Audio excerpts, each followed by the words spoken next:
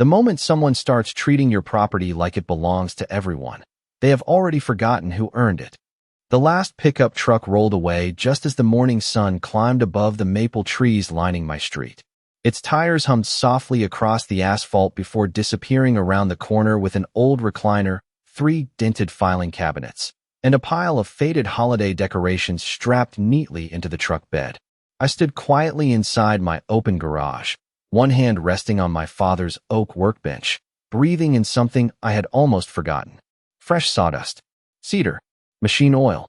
For nearly 2 weeks, those familiar smells had been buried beneath stale cardboard, dusty fabric, and the unmistakable odor of old furniture that had no business sitting inside my workshop.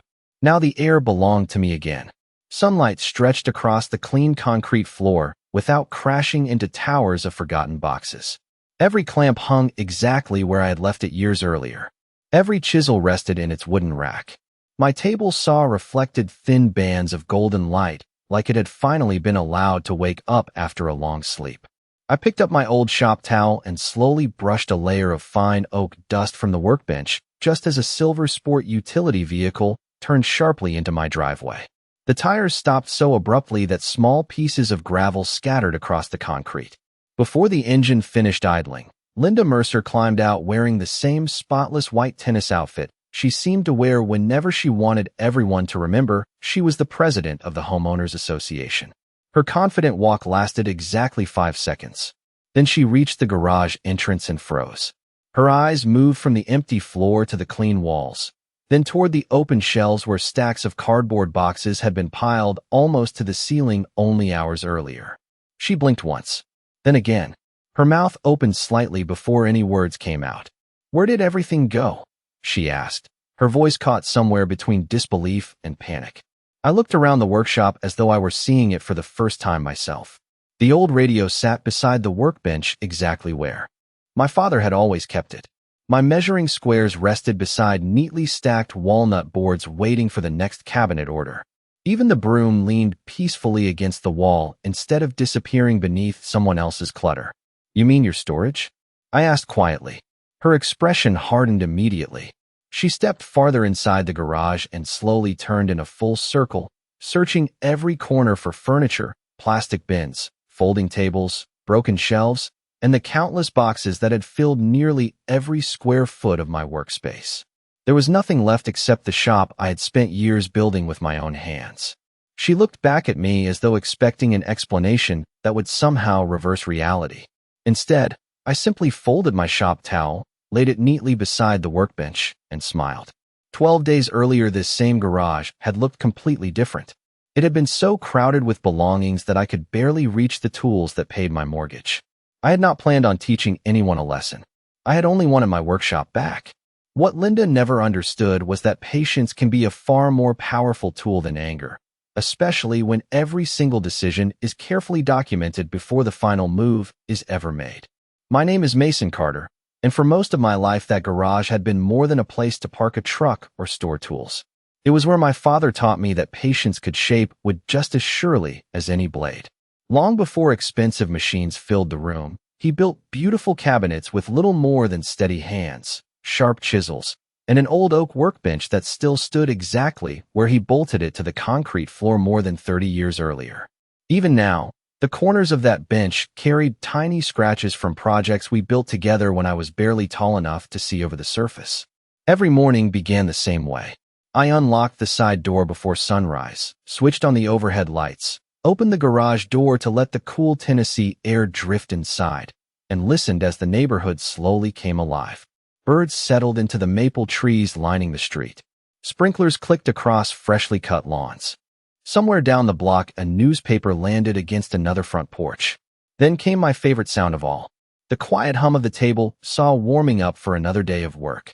I was 39 years old, and custom cabinetry had become both my profession and my way of honoring everything my father had passed down to me. Families trusted me to build kitchens where birthdays would be celebrated, bookshelves where children would discover new stories, and dining tables where generations would gather long after I finished the final coat of finish. Every project started in that garage. Every board was measured there. Every cabinet door was assembled there. Every promise I made to a customer depended on having enough room to work carefully instead of rushing through a crowded space. My father repeated the same sentence so often that I could still hear his voice whenever I picked up a broom. A clean shop keeps a clear mind. At the time, I thought he was talking about sweeping away sawdust. Years later, I realized he was talking about something much bigger. Order creates focus. Focus creates good decisions. Good decisions protect both your work and your reputation. That lesson shaped nearly every part of my life. I was never interested in neighborhood politics or homeowners association meetings unless a rule directly affected my property.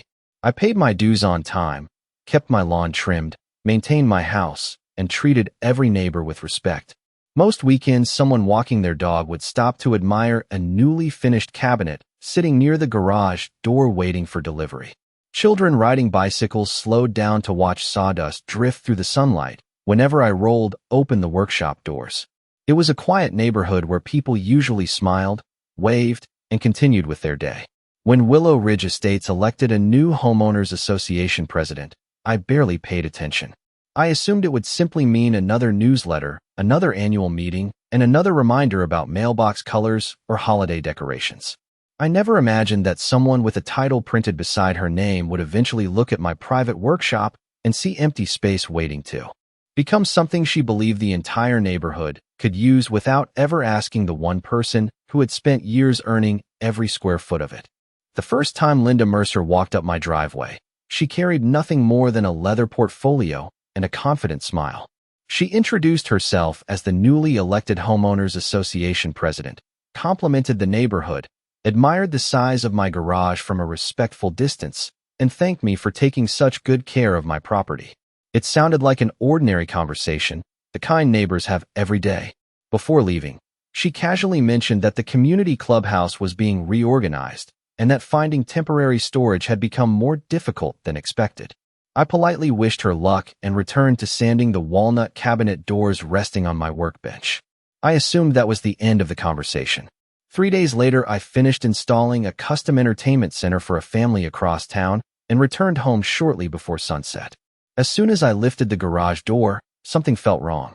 The familiar echo inside the workshop had disappeared. Instead, my voice bounced off several large cardboard boxes stacked beside my lumber rack.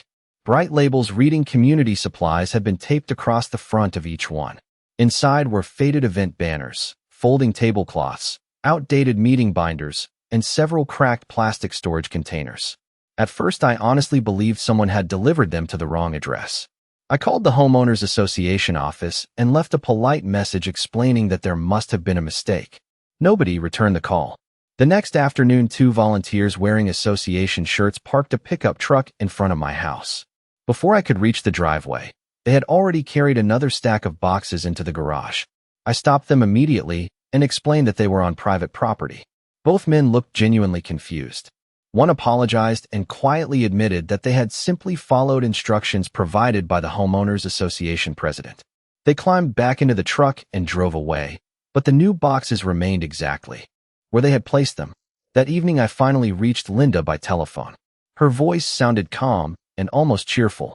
She thanked me for supporting the community and explained that the arrangement would only last a short time while the clubhouse storage room was reorganized. I reminded her that I had never agreed to store anything inside my workshop. She laughed softly and replied that I had plenty of unused space compared to most homes in the neighborhood, and assured me that everyone appreciated my cooperation. Before I could respond, she wished me a pleasant evening and ended the call. During the following week, the situation quietly expanded. An old filing cabinet appeared beside my drill press. Folding banquet tables leaned against the wall where I normally assembled cabinet frames. Plastic storage bins slowly filled the walkway leading to my workbench. Every morning, I found another unfamiliar object waiting inside the garage, as though someone believed empty floor space automatically belonged to whoever claimed it first. The fresh scent of cedar gradually disappeared beneath the smell of dusty cardboard and aging fabric. Customers never complained, but I noticed the puzzled expressions on their faces whenever they stepped inside to discuss a project surrounded by stacks of belongings that clearly had nothing to do with woodworking. Standing alone in the crowded workshop one evening, I looked across the shrinking space where my father had built an honest career and realized this was no longer a misunderstanding. Someone had quietly decided that my private workshop had become public storage, and unless I stopped pretending it was temporary, the next delivery would almost certainly arrive tomorrow. By the beginning of the second week, my garage no longer resembled the workshop my father had built. It looked like the forgotten storage room of a community center that had been collecting leftovers for years. Every morning started with the scrape of cardboard sliding across the concrete as I cleared just enough space to reach my workbench. The clean scent of fresh oak slowly disappeared beneath the stale smell of old fabric, dusty paper, and plastic storage. Bins that had spent years inside attics and basements. My table saw remained exactly where it had always been, but using it now required carefully weaving around folding chairs, broken shelving, dented filing cabinets, holiday decorations, and stacks of labeled boxes that seemed to multiply overnight. The greatest loss was not the space itself. It was the time. Every cabinet order began with moving someone else's belongings before I could touch my own tools. One Thursday afternoon, a customer stopped by to inspect a nearly completed Maple Entertainment Center. He stepped inside, looked around the crowded garage, and politely asked whether I was renovating the workshop. I smiled as naturally as I could and told him everything would be back to normal soon. But even as I said those words, I realized I no longer believed them. After he left, I drove directly to the Homeowners Association office carrying printed photographs of every object occupying my garage. The receptionist accepted my written complaint, stamped the paperwork with the current date, and assured me that the board would review the matter during the next meeting. 4 days passed without a response. Instead of receiving answers, another pickup truck arrived in my driveway early Monday morning. 2 volunteers unloaded additional plastic storage containers while apologizing that they were simply following instructions from the Homeowners Association president. Neither one appeared comfortable with what they were doing, but both believed they were helping the neighborhood. I thanked them for their honesty and quietly photographed every new item after they drove away. That evening, I sent another detailed email directly to Linda.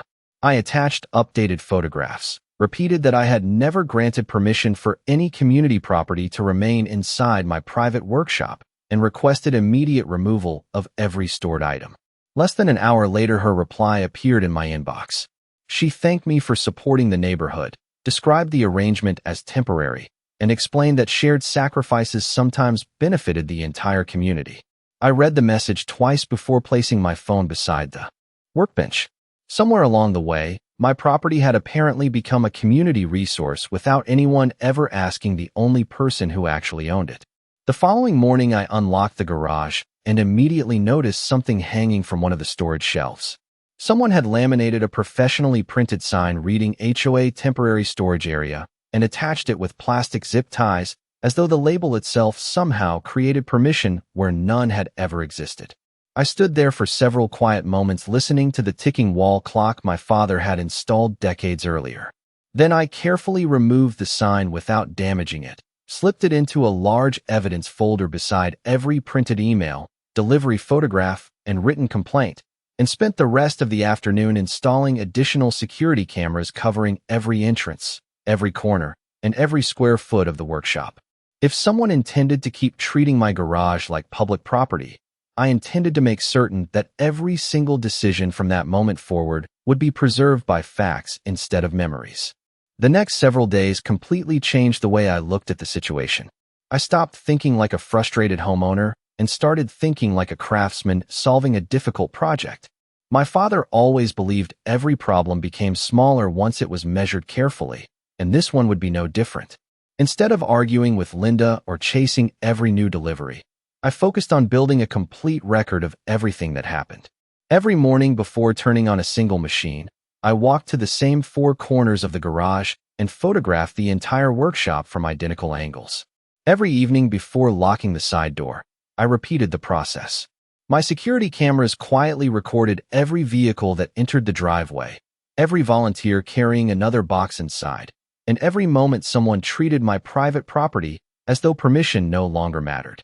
I organized each photograph by date, printed every email, saved every voicemail, and created a detailed inventory listing every object occupying the garage, from the broken filing cabinets to The faded holiday decorations and plastic storage bins stacked almost against the ceiling.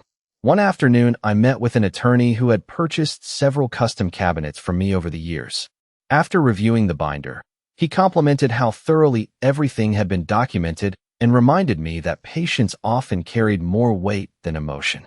Together, we reviewed the county procedures concerning unauthorized property left on private land. The process required written notice, reasonable time for removal, and complete documentation showing that the property owner had acted responsibly throughout the entire situation. Fortunately, I had already completed nearly every step without realizing it. That evening, I returned home with a sense of calm I had not felt in days. I walked slowly through the crowded workshop while the familiar smell of cedar struggled to compete with dusty cardboard and old fabric. Instead of seeing clutter, I saw evidence. Every misplaced object represented another decision that had been made without my consent. Every stack of boxes strengthened the timeline inside my binder. The following morning, I prepared a formal written notice requesting removal of every unauthorized item within the time period required under the applicable local procedures. I delivered one copy by certified mail, emailed another digital copy directly to the Homeowners Association office, and placed a printed copy inside a waterproof document sleeve near the entrance of the garage where it could not be overlooked. Then I waited. One day passed, then another. The cameras continued recording.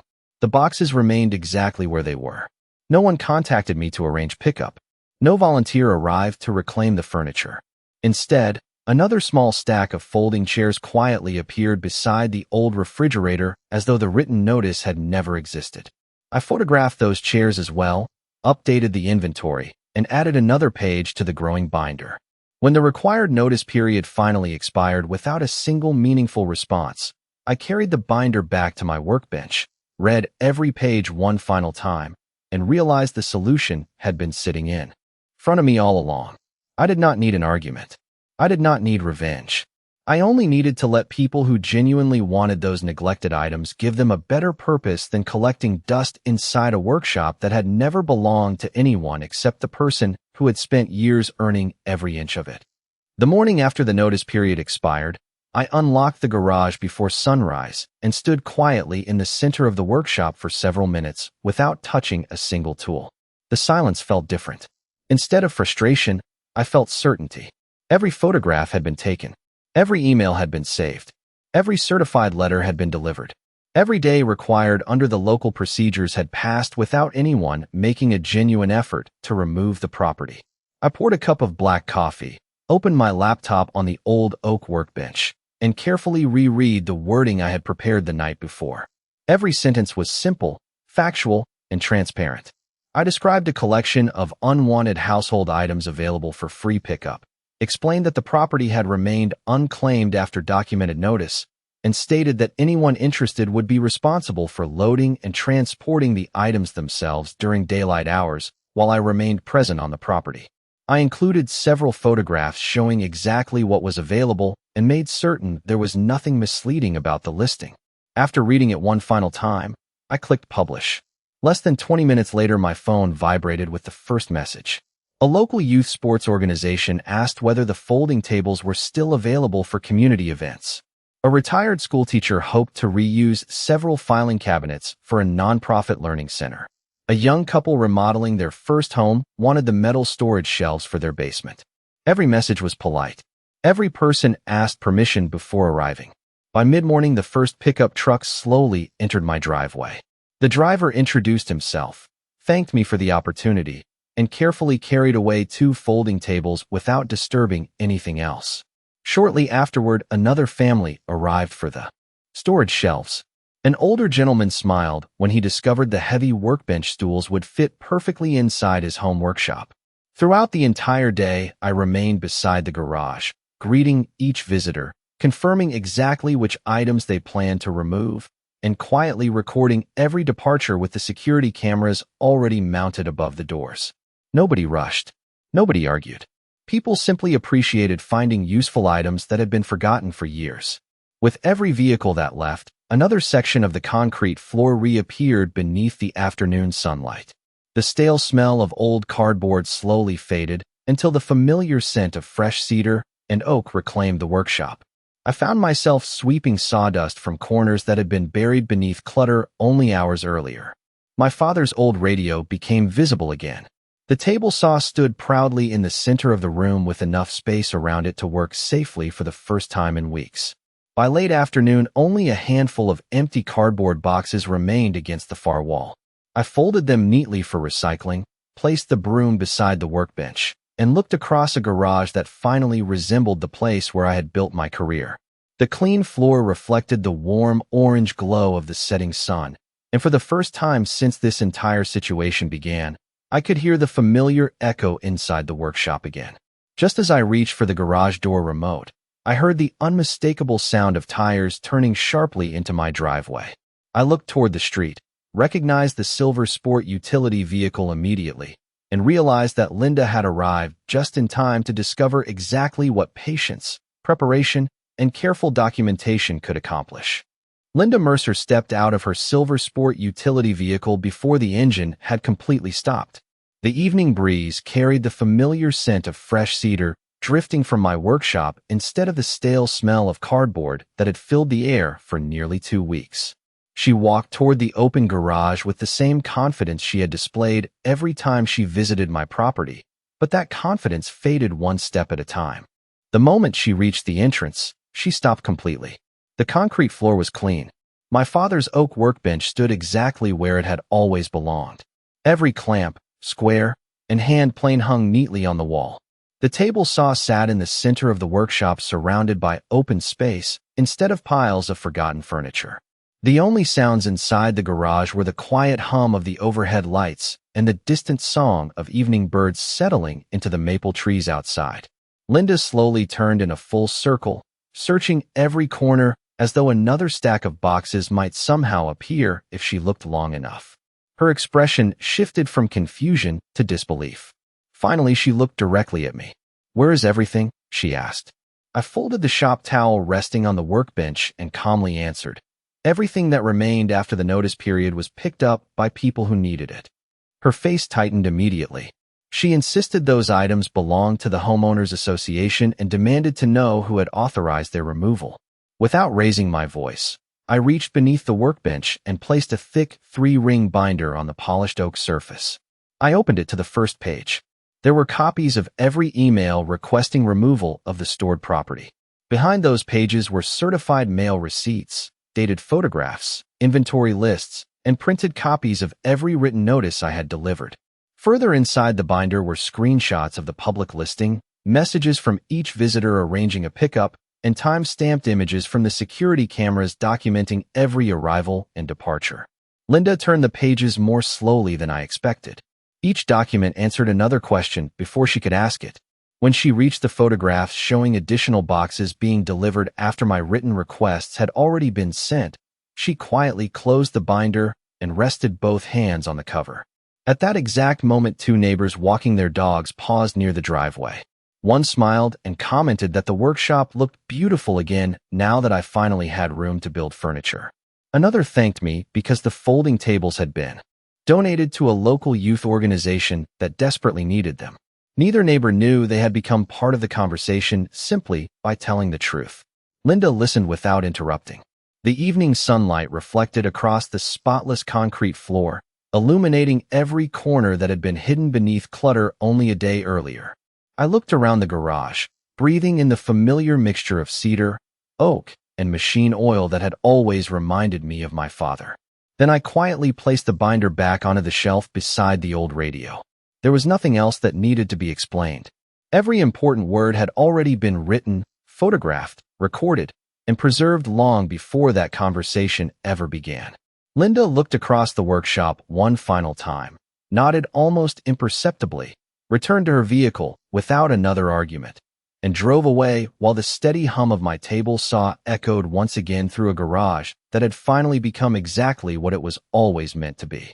The monthly Homeowners Association meeting took place 3 evenings later inside the neighborhood clubhouse, and for the first time since I had moved into Willow Ridge Estates, nearly every chair was occupied before the meeting officially began. The quiet conversations filling the room sounded different than usual. Instead of discussing lawn care or seasonal decorations, People were asking questions about what had happened inside my garage and how the situation had reached that point. I carried the same 3-ring binder that had rested on my father's workbench throughout the entire ordeal. It felt surprisingly light considering how much it contained. Linda Mercer sat beside the other board members at the front of the room with her leather portfolio neatly arranged before her. She greeted residents politely, but the confidence that had once defined every movement seemed noticeably more restrained. When the agenda reached community property and storage procedures, one board member invited anyone directly involved to explain the timeline, so the discussion would remain based on documented facts instead of neighborhood rumors. I stood, thanked everyone for allowing me to speak, and placed the binder on the conference table. One page at a time, I presented the photographs showing how my workshop had gradually filled with unauthorized property. I showed the dated emails requesting removal, the certified mailing receipts, the written notices, the inventory records, and the security camera images documenting every delivery after my requests had already been made. Finally, I presented the marketplace listing together with the messages from each individual who had respectfully arranged a pickup after the notice period expired. The room remained remarkably quiet because every page answered another question before anyone needed to ask it. Several residents admitted they had honestly believed I had volunteered my garage because that was how the arrangement had been described around the neighborhood. Others expressed surprise that no written authorization had ever existed allowing community property to be stored inside a privately owned workshop. One retired accountant complimented the organization of the documentation and observed that the timeline left very little room for misunderstanding. After reviewing the evidence together, the board members discussed several changes to association procedures. They unanimously agreed that no community property could ever again be placed on private land without written permission from the owner. They also approved a formal process requiring documented consent for any future temporary storage arrangement. Linda listened carefully throughout the discussion before standing to address the room herself. In a calm and professional voice, she acknowledged that assumptions had replaced communication, accepted responsibility for allowing the situation to continue, and apologized for the disruption my business had experienced. The association also voted to reimburse my documented expenses related to reorganizing the workshop after reviewing the supporting records. As the meeting concluded, several neighbors approached to shake my hand. One family asked whether I could build a dining table for their new home.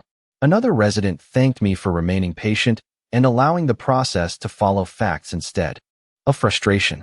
Walking back toward my truck beneath the cool Tennessee evening sky, I realized the greatest victory had never been reclaiming empty floor space. It was helping an entire neighborhood remember that respect begins with asking permission, and that even the smallest boundary deserves to be honored when it belongs to someone who worked hard to build it. Several months passed, and life gradually returned to the quiet rhythm I had always loved. Every morning before sunrise, I unlocked the garage, switched on the overhead lights, and breathed in the familiar scent of fresh cedar, oak, and machine oil instead of dusty cardboard and forgotten furniture. The first rays of sunlight stretched across the clean concrete floor exactly the way they had when my father still worked beside me. His old oak workbench stood proudly in the center of the shop, carrying a few more scratches than before, but just as dependable as ever. Every clamp rested on its hook. Every chisel fit perfectly into the rack he built with his own hands decades earlier. My customers noticed the difference immediately. Projects moved faster because I no longer wasted precious time clearing pathways through someone else's belongings before beginning my own work. Families continued trusting me with kitchens, bookcases, dining tables, and handcrafted cabinets that would become part of their homes for years to come. Several neighbors who had attended the association meeting eventually became regular customers, not because they felt sorry for me, but because they appreciated the patience and professionalism they had witnessed throughout the entire situation. Even the neighborhood itself seemed different. The Homeowners Association adopted its new storage policy exactly as the board had approved. Every temporary request now required written permission before community property could ever be placed on private land. Residents began asking more questions before making assumptions, and the monthly meetings gradually returned to discussions about landscaping, neighborhood improvements, and volunteer projects instead of unnecessary disputes. Every so often I would see Linda Mercer while driving through Willow Ridge Estates or loading finished furniture into my red pickup truck. We exchanged polite greetings, nothing more. There was no lingering argument because every important conversation had already been settled by facts rather than opinions. Looking back, I realized the entire experience had never really been about cardboard boxes, folding tables, or unused furniture. Those things merely revealed something much more important. Respect cannot be created by a title, a printed sign, or a vote at a meeting. Respect begins the moment someone understands that another person's property, livelihood, and hard work deserve the same consideration they expect for their own. My father often reminded me that a cabinet built with rushed measurements would eventually reveal every mistake, no matter how carefully it was painted afterward. People are not much different. Shortcuts eventually become visible. Careful preparation always lasts longer. I still keep the binder containing every photograph, every certified letter, every email, every inventory sheet, and every security image on a shelf above the old workbench. I do not keep it because I expect another disagreement. I keep it because it reminds me that patience is strongest when supported by preparation, and that truth rarely needs to raise its voice when every fact has already been preserved. As the sun settles beyond the maple trees each evening, I sweep the last curls of sawdust from the concrete floor, switch off the lights, and pause for one final look around the workshop. My father was right all along.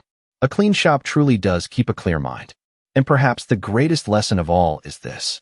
Someone may believe your space belongs to everyone simply because it looks empty, but permission will always matter more than assumption, and quiet justice will always outlast borrowed authority.